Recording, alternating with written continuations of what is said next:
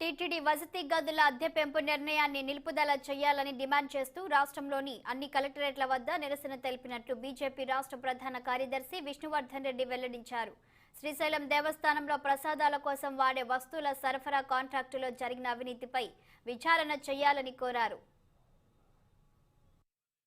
శాఖ నిర్లక్ష్యం కారణంగా రాష్ట్రంలో పలు దేవాలయాలకు సంబంధించినటువంటి టెండర్లలో లేకపోతే దేవాలయ నిర్వహణకు సంబంధించిన విషయంలో పూర్తిగా నిర్లక్ష్యము అవినీతి ప్రవహిస్తుందని సాక్షాత్తు అధికార పార్టీకి సంబంధించినటువంటి శ్రీశైలం దేవాలయానికి సంబంధించిన చైర్మన్ మాట్లాడడం, అధికారికంగా రాష్ట్రానికి అధికారులకు లేఖలు రాసినా పట్టించుకుపోవడం అనేటువంటిది ఇది హిందువుల ఆలయాలను, హిందువుల భక్తులను, హిందువులు ఎవరైతే హుండీలో తమ యొక్క కష్టాన్ని దేవుడికి సమర్పించేటువంటి కానుకలు ఏవైతే ఉన్నాయో దీన్ని దుర్వినియోగం చేయడమే.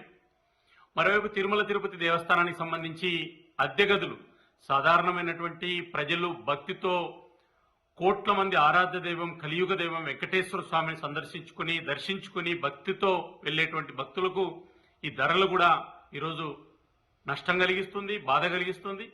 కాబట్టి తిరుమల తిరుపతి దేవస్థానం బోర్డు నిర్ణయము ధరల పెంపుకు నిరసనగా ఆలయాల్లో ఈరోజు నిర్లక్ష్యం, అవినీతి కారణంగా జరుగుతున్న సంఘటనలకు వ్యతిరేకంగా ఆంధ్రప్రదేశ్ భారతీయ జనతా పార్టీ అన్ని జిల్లాల్లో జిల్లా కార్యాలయాల్లో అధికారులకు వినతి పత్రాలు, జిల్లా కలెక్టరేట్ల దగ్గర నిరసన తెలియజేయడం జరుగుతుంది. రాష్ట్ర ప్రభుత్వం దిగిరాకపోతే ఈ ఉద్యమం మరింత ముందుకు తీసుకెళ్తామని రాష్ట్ర భారతీయ జనతా పార్టీ ఆంధ్రప్రదేశ్ ప్రభుత్వాన్ని హెచ్చరిస్తుంది. దేశంలో దేవాదాయ ధర్మాదాయ శాఖ నిర్లక్ష్యం కారణంగా